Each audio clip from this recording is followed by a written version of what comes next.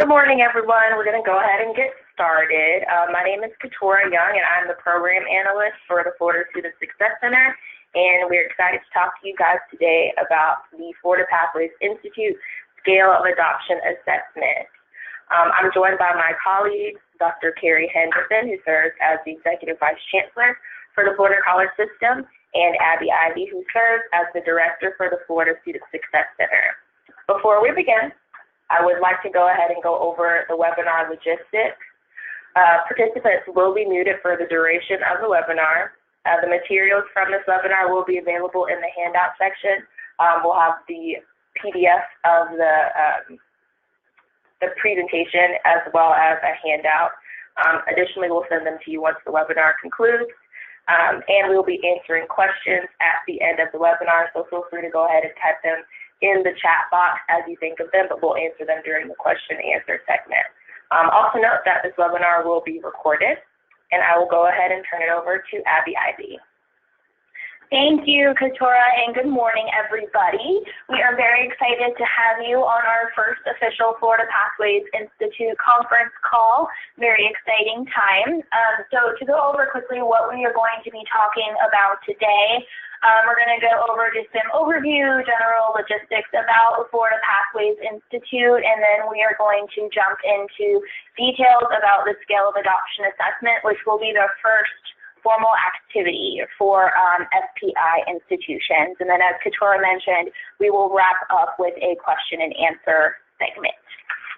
So moving right into it, we would first like to say welcome to our 13 FPI Cohort 1 institutions.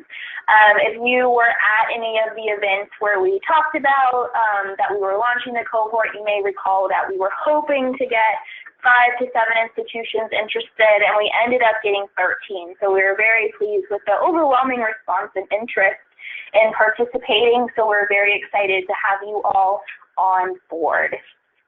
It's going to be great working together over the next couple of years.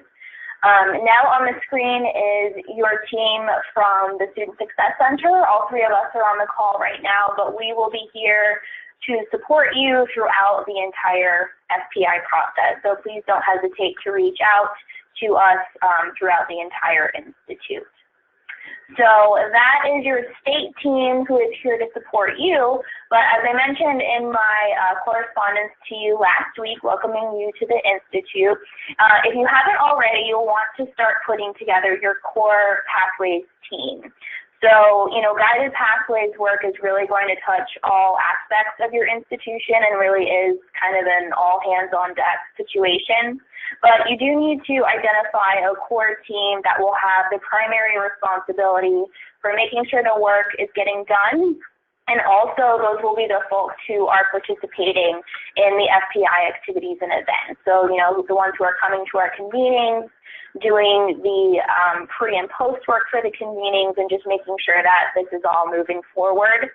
That team should include your college president as well as the institution's chief academic, student affairs, and equity officers.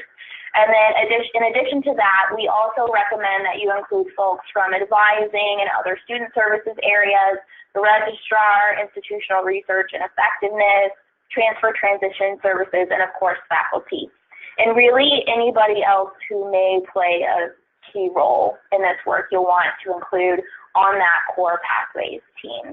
So you're probably looking for about 6 to 10 individuals. And then an overview, big picture timeline for the first cohort. We already obviously have collected your applications, and then moving into the fall, we are going to be doing a Scale of Adoption Assessment, which is what we will be talking about today. Once that's complete over the spring, you'll look at your results and we will solidify cohort 1. We are thrilled to have all of you with us, but we did want to note, if after you do the Scale of Adoption Assessment and, if you find the timing may not quite be right, there isn't an obligation. You don't have to remain a part of the cohort, although we hope that you do. And there will likely be some other type of activity to do over the spring. Once we get the Scale of Adoption results, we'll be able to better plan for that. And then moving into the summer is when you will get your first assigned pre-work. prior to the first face-to-face convening, which will be in fall 2020. And then going on from there, each spring and fall term, we will have another convening. And there will be pre and post work to do in between each one. Okay, so now we're going to move directly into the scale of adoption assessment, which is our first activity as a Florida Pathways Institute cohort. I wanted to mention after this webinar, you will receive an email with detailed instructions about all of this and the actual assessment, but we wanted to give you an intro before you received all that information. So what is the Scale of Adoption Assessment? It is a tool that was developed by the Community College Research Center, and they have done a lot of work nationally with regards to guided pathways implementation, and the tool really operationalizes guided pathways. So it is organized in that it has 19 essential guided pathways practices that are organized within the 4 pillars of guided pathways. So the pillar 1, mapping pathways to student end goals, pillar 2, helping students choose and enter a program pathway, 3 is keeping students on a path, and then 4, ensuring that students are learning. So the assessment has 19 practices that fall under each of those pillars, and the assessment will ask colleges to determine how far along you are in implementing those specific practices. And then you'll also describe your progress to date and then finally identify next steps and a timeline for implementing those steps. And we'll go more in detail of what this is going to look like in a moment. Also wanted to point out that the assessment includes equity considerations. A fundamental goal of guided pathways really is to increase the rate at which students earn college credentials while also closing achievement gaps for historically underserved students. So the equity considerations that you will find throughout the assessment will help you to critically examine each practice and think about how your college is serving students who have been historically underserved in higher education. So as your team is filling out the assessment, you can refer to those equity considerations questions to facilitate those initial conversations at your institution between the college's pathways and equity work. Okay, so the Scale of Adoption Assessment scale, each of those practices that I mentioned, you will be asked to rate if at your institution that practice is not occurring, not systematic, planning to scale, scaling in progress, or at scale. And the definitions are listed there. So anywhere from it's not occurring at all and there really aren't any plans for that practice right now at your institution to it's happening at scale and all students, all programs of study are being impacted by it. And we'll show you in a minute a little bit more about what that is going to look like.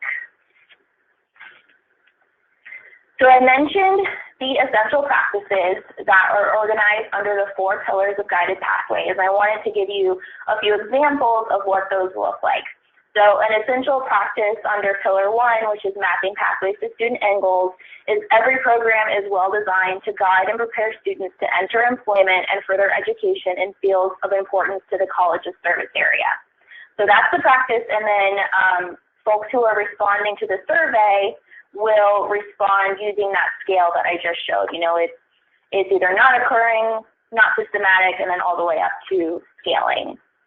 An example under pillar 2, which is helping students choose to enter a program pathway, the practice is every new student is helped to explore career college options, choose a program of study, and develop a full program plan as soon as possible. So these are just some examples of what the essential practices look like. And as I mentioned, there are 19 of them organized under these pillars that folks who are responding to the assessment tool will be asked to rate how far along your college is in implementing. And then I also mentioned the equity considerations, so I wanted to give some examples of those. So an example of an equity consideration under pillar 1, which is the mapping pathways, is are the college's website and program pages easy to navigate and understand for students and families without prior experience in higher education? And I did want to point out that equity considerations aren't actually part of the assessment in the way that the essential practices are. They aren't something that you will be asked to rate or be assessed on. They are meant to help start conversations at your institution. You know, you really can't talk about guided pathways work and be planning for guided pathways implementation without including these equity considerations. So you will notice there is a part of the assessment that asks where you can fill in your progress to date on the essential practices as well as plans moving forward. And that's a good place to kind of think about these equity considerations and put that into your work and plans moving forward. Okay, so the timeline for the scale of adoption assessment, and we're going to go over these steps in more detail in a moment.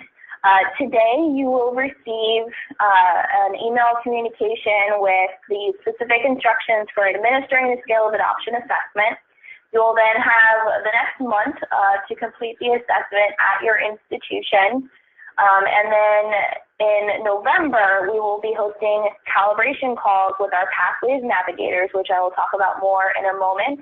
But each FPI institution will have a calibration call with the Pathways navigators to go over the results of the assessment and complete the finalized version of the assessment for your institution. And then you will turn in those final assessments to the center by December 6th. So like I said, you'll receive an email with all of this information, instructions, links, all of that you'll need to complete this after this call. Okay, so we're looking at the scale of adoption assessment administration in two parts. And the first part is going to be the administration at your institution of electronic shortened version of the assessment to your college stakeholders. So we have created a SurveyMonkey that is individual for each of your institutions, and it includes, like I mentioned, a shortened version of the assessment that will make it easy to administer to a large number of individuals at your campuses. So you are going to receive an email with the links to your institution's SurveyMonkey, as well as an accompanying memo that you can use if you would like to send it out to your campus constituents that includes, you know, what the scale of adoption assessment is and why they're being asked to complete it. So respondents within it will rate institutional progress in implementing those specific guided pathways using that scale that I mentioned earlier. And we really encourage you to include numerous representatives in your local survey administration from various units across your institution. This will really help you have a solid foundation for planning and moving forward. And respondents really should be encouraged to answer openly and honestly.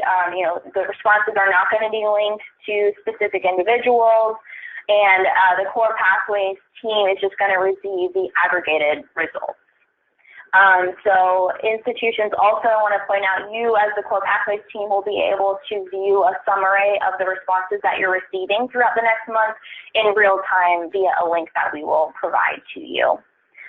So the plan is we will send you the link to your institution survey, and you will blast it out to folks at your institutions that you feel should complete the survey.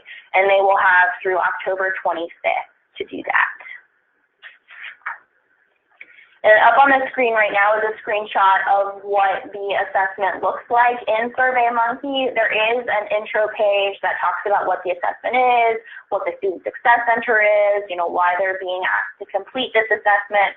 And then it'll move into this screen, which lists all of the essential practices, and the respondent just has to click a box to rate how far they perceive your institution is in implementing each. And then there's also a spot for them to include comments. Okay, so when that part is complete and we've received all of your institution's responses, we will compile what we received and submit it back to the core pathways team by November 1st. So you'll get that summary of your responses. And at that point, the Pathways navigators will conduct calibration calls with each of your core pathways teams to review the results and then work with you and support you in completing the full scale of adoption assessment. So the SurveyMonkey that we have just asked respondents to rate how far along they think your institution is currently.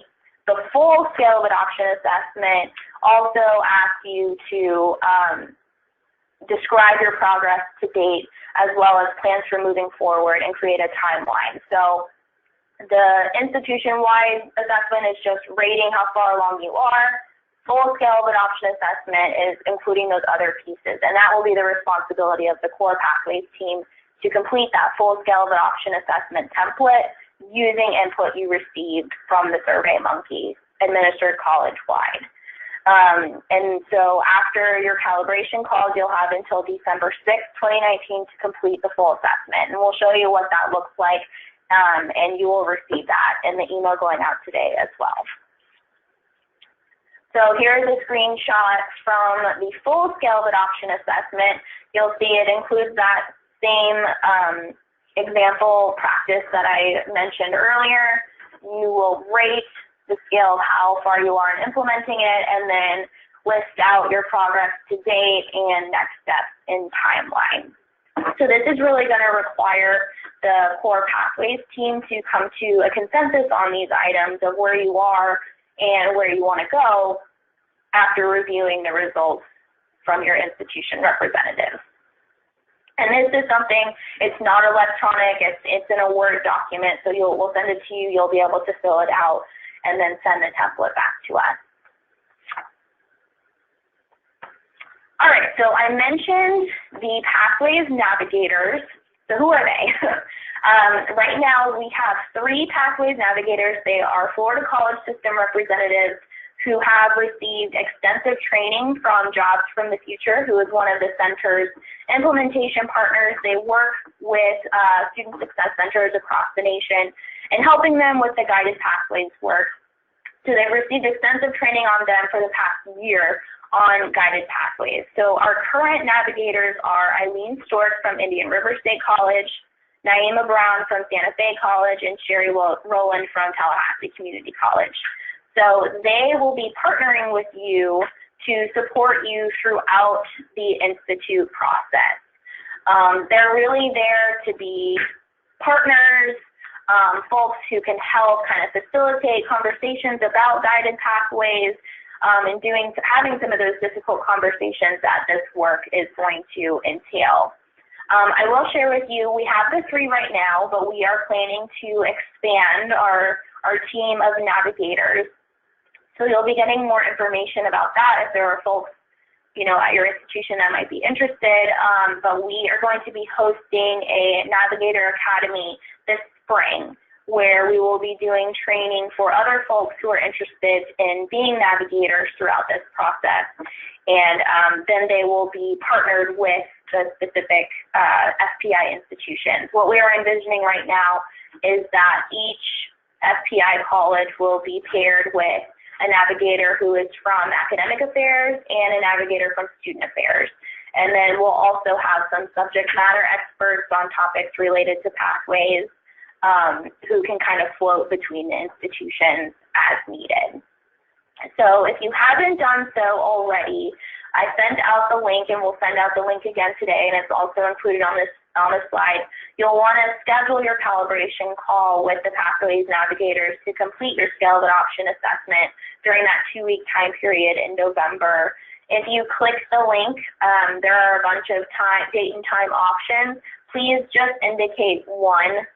You're picking your one for your institution. And if another institution has already selected a date and time, please don't include that one in your response. So that's how we'll get those scheduled. And then finally, we just wanted to wrap up with some considerations about doing the scale of adoption assessment. The first one is, just want to reemphasize what I mentioned earlier. Obtaining responses from all the different areas that compose your institution will really help provide a solid foundation for your guided pathways implementation planning. Folks and advising may see things a little differently than things from IR. So you're going to want to get that college-wide perspective to help with your planning and assessing where you are now before you plan where you want to go. Also, as I mentioned, they should be encouraged to complete, openly and honestly so you get the best information. And then in addition, the results will not only help your institution with your planning, but it's also going to help us in the center in determining, the appropriate support and technical assistance to provide throughout the SPI process. So these assessment results will be very valuable to us as well.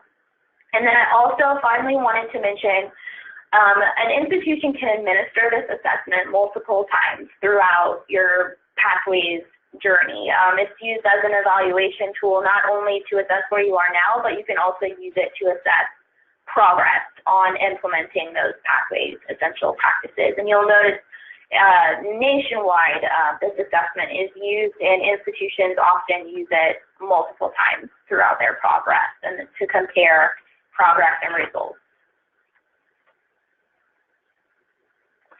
So that is our overview of the Scale of Adoption assessment. You will be receiving that email soon with all of these instructions laid out, the links to your institution surveys, and supporting documentation that you may need. Just want to reiterate again how excited we are to have you on board. We think that this is going to be a great group to work with, and we're really excited to move forward. So at this time, if you have any questions, feel free to put them in the chat box and we will answer. Okay, we do have one question. Sarah Reardon asked if cohort members are able to see other institutions' responses to the Scale of Adoption assessment. And the answer to that is no. Each institution will have their own unique link to their specific survey, and we'll send those out to you.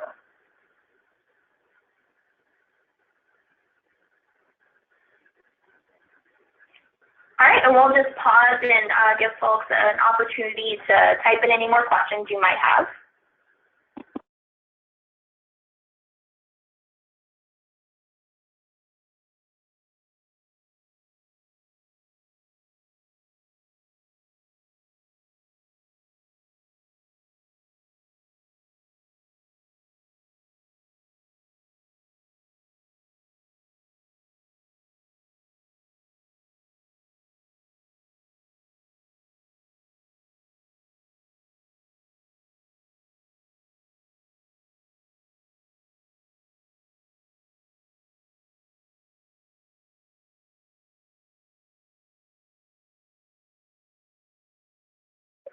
Okay, we do have one more question that just came in. So how many responses are we looking for on an assessment? So as Abby said, we're looking for about 6 to 10 people because you do want to have a well-rounded picture of what your institution looks like as far as implementing guided pathways at scale, but there is no particular number that we're looking for. Yeah, I would just add, we would hope to get the 6 to 10 folks who are on your core Pathways team, definitely. But then as far as your college-wide distribution of the assessment, as Katura mentioned, no particular number, but definitely want to make sure if responses are representative of, your institution and the different units within your institution.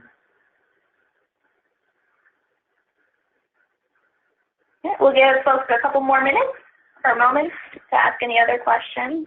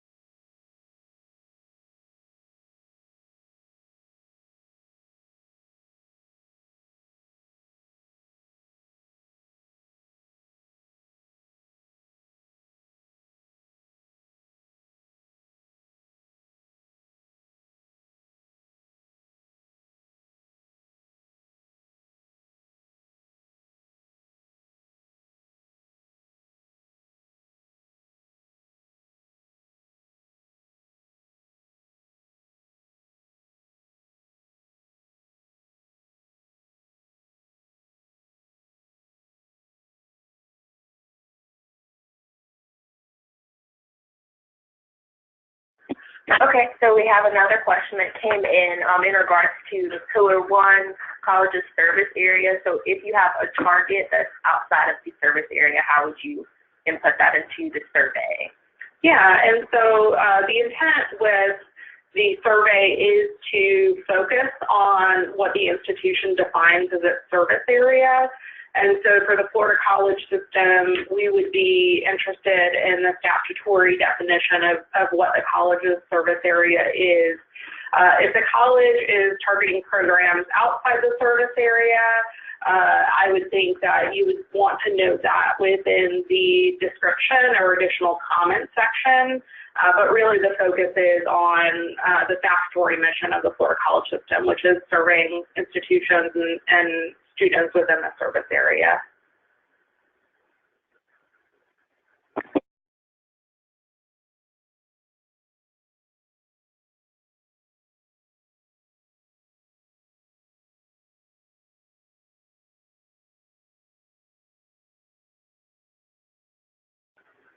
All right, we'll give 1 more minute in case there are any last-minute questions.